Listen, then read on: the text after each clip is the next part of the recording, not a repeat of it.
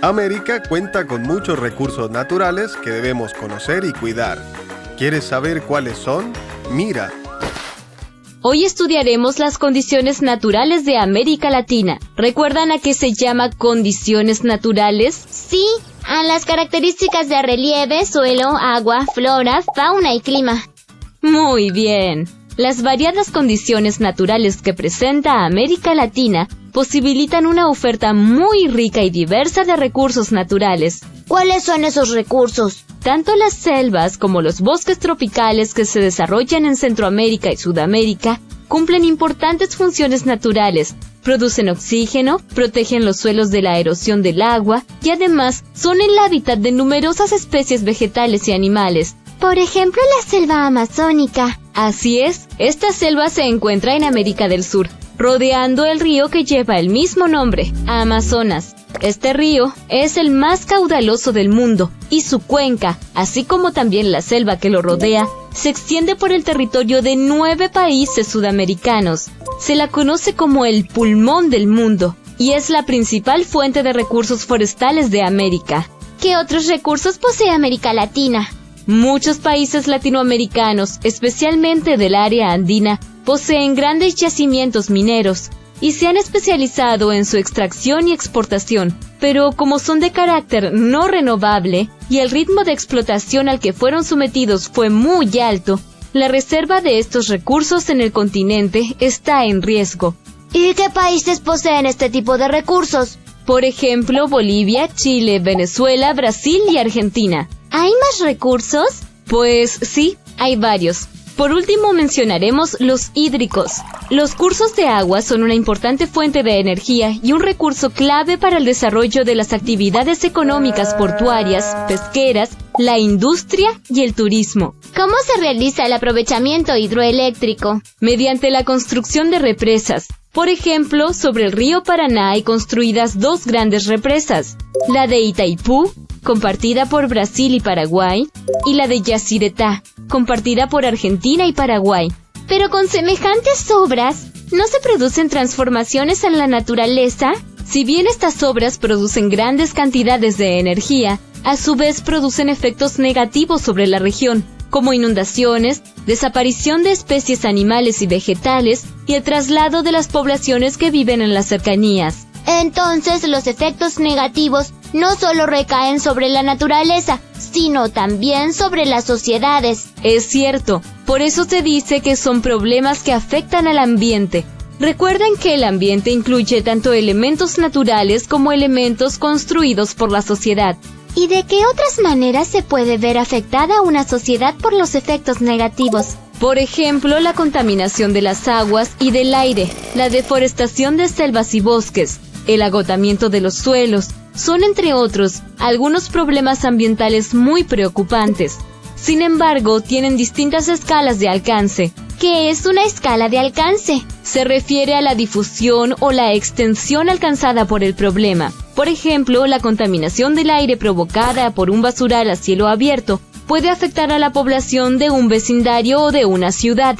En este caso se trata de un problema de escala local. En cambio, hay otros problemas que afectan a zonas más amplias. A estos se los llama problemas regionales. Los nacionales afectan a todo un país.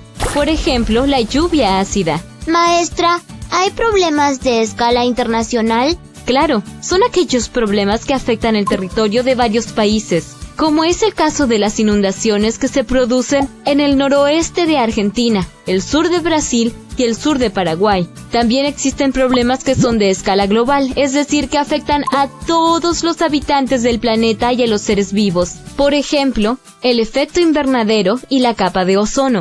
¿Y para qué sirve conocer la escala de alcance de los problemas? Es una buena pregunta. Conocer la escala de alcance de un problema permite poder establecer quiénes son los responsables de resolver la situación y buscar una solución al problema. ¿Estás prestando atención al video? Entonces intenta responder esta pregunta. Te daré la respuesta cerca del final. Oh, Santi, no resisto más el calor.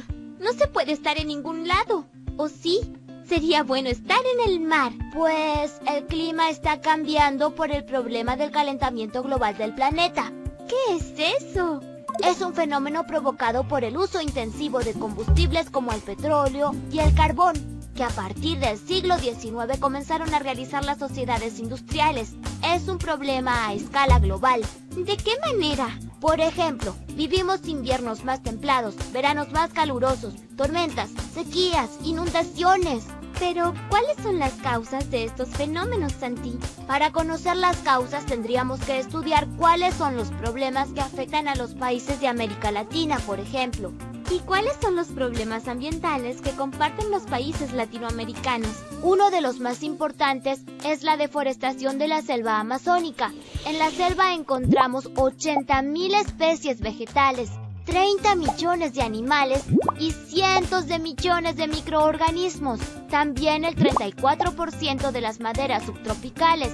Lamentablemente, estos recursos no han sido explotados adecuadamente. El 13% de la selva ha sido destruida por la tala indiscriminada. ¿Y por qué se tala la selva, Santi? No lo puedo entender. La tala se realiza para la extracción de leña, para ganar tierras para expandir las actividades agropecuarias, como el cultivo o cría de animales.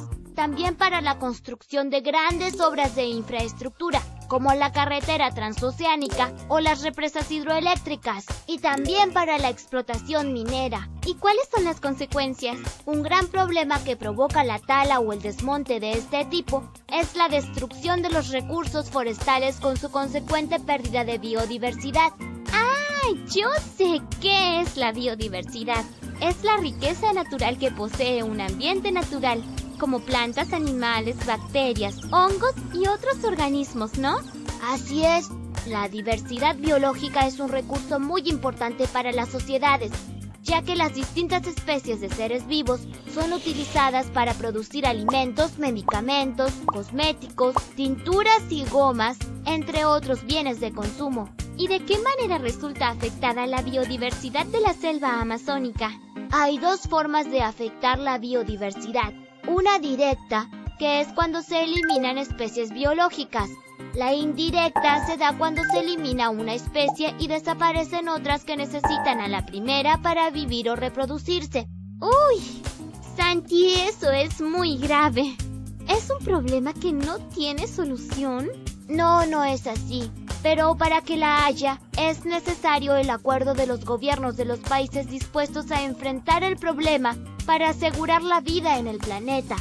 Bien, Nati, ¿entendiste cuáles son los problemas ambientales? Sí, Santi. Ahora sé cuáles son y las distintas consecuencias que provocan.